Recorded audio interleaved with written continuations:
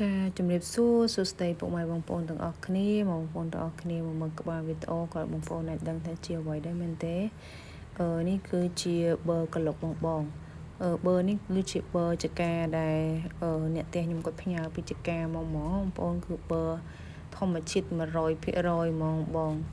ខ្ញុំកម្រទិញប៊ឺគេញ៉ាំមកបងអើយព្រោះនៅពេញនេះក៏អត់ទុកចិត្តថាទិញណាបានរបស់សុទ្ធចឹងណាព្រោះភាគច្រើនសបោរបស់នាំចូលហើយដងតគីមីអីវាច្រើនហ្នឹងទៅមិនថាយើងជៀសផុតទេបងប្អូនតែបើអ្វីដែលយើងជៀសបានគឺយើងព្យាយាមជៀសចឹងទៅនេះអ្នកផ្ទះគាត់ទិញមកផ្ញើដូចជា20គីឡូជាង30គីឡូបងដល់ពេលចឹងអត់ដឹងថាធ្វើម៉េចក៏បង្កើតជាមនុយប៊ឺក្លុកលក់ហ្មងទៅបងសម្រាប់ប៊ឺក្លុកនេះគឺប៊ឺធម្មជាតិបងបានក្លុកជាមួយនឹងគ្រឿងទៅដោះគោស្រស់ដោះគោខាប់នឹងទៀតរត់ទៅឈ្ងុយបងអើយនេះខ្ញុំមកបង្ហាញបងពីរបៀបក្លុកចំនួនកែ22 2កែវបងខ្ញុំប្រើសាច់ប៊ឺចំនួន1ផ្លែបងដោយសារប៊ឺខ្ញុំធំដែរអញ្ចឹងណាហើយខ្ញុំប្រើទៅដោះគោស្រស់ដាច់ឈ្មៀលហ្នឹងមេជីនេះគឺខ្ញុំប្រើចំនួន200 ml បងនេះខាប់ល្មមមិនស្នេះបងប្អូនចង់បានរាវជាងហ្នឹងបងប្អូនអាចថែមទៅដោះគោស្រស់ជាងហ្នឹងទៅច្រើនជាងហ្នឹងបន្តិចទៅបងនេះខ្ញុំប្រើតែ200 ml ទេ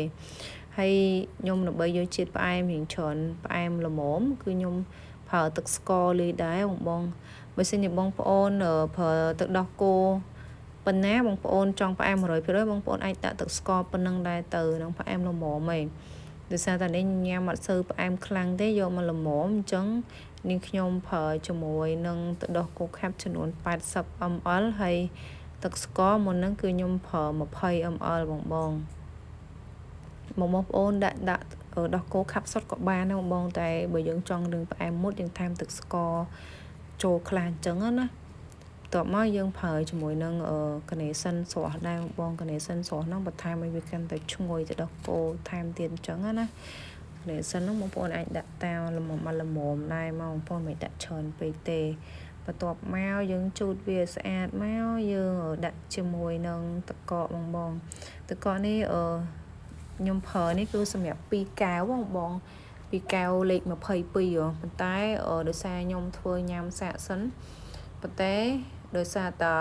គ្នាយើងមាន3នាក់ខ្ញុំក៏ដាក់ចំនួន3កែវ16ទៅដាក់3កែវ16វាពេញល្មមបងបើសិនជាដាក់កែវ22គឺបាន2កែវអញ្ចឹងណាអញ្ចឹងបងប្អូនអាចគុណតាមនឹងទៅដោយសារខ្ញុំរូបមន្តនេះសម្រាប់កែវ22ទៅបង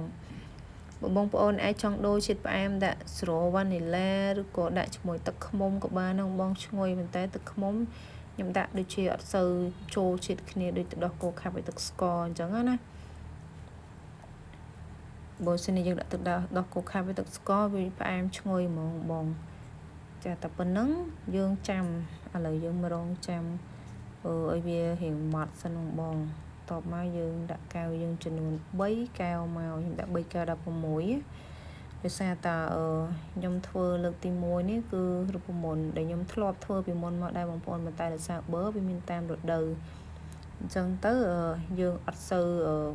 បានលក់ជាប្រចាំទេតើមានរដូវប៊ឺមិនបានលក់បងឆ្ងាញ់ខ្លាំងណាស់បងអើយរសជាតិអត់អាចបំភ្លេចបានទេប៉ុន្តែគាត់ថាវាពិបាករកទិញហើយអ្នកផ្ទះគាត់ទិញពីចកាមកផ្ញើឲ្យដែរខ្ញុំកូនអ្នកចកាទេបងហើយតែមករកស៊ី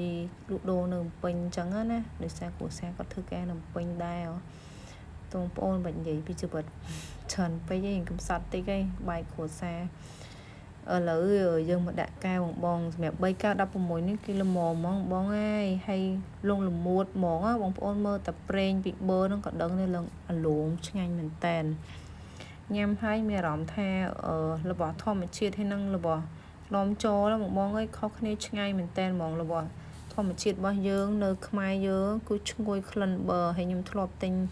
ប៊ឺនាំចូលដែរមកពីខាងវៀតណាមគឺញ៉ាំទៅអត់សូវមានក្លិនប៊ឺហើយគឺវារសជាតិគឺវាខុសគ្នាដាច់ហ្មងខ្ញុំហ៊ាននិយាយចឹងហ្មងគឺមានតែរបស់ខ្មែរយើងឯងល្អរ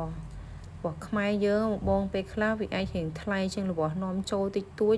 បងប្អូនគួរយល់ហើយដោយសារយើងដាំប្រើរយៈពេលយូរអត់ប្រើរយៈពេលពលឿនដើម្បីបានផលលឿននេះគេដល់ពេលអញ្ចឹងគុណភាពក៏វាល្អតាមនឹងដែរហើយតម្លៃខុសគ្នាតិចតួចបងប្អូនជួយទិញខ្មែរទៅបងប្អូនហើយ អរគុណបងប្អូនទាំងអស់គ្នាថ្ងៃនេះមានតែប៉ុណ្្នឹងឯងអរគុណសម្រាប់ការទស្សនាតាំងពីដើមរហូតដល់ចប់ជូនបងប្អូនសុខភាពទាំងអស់គ្នា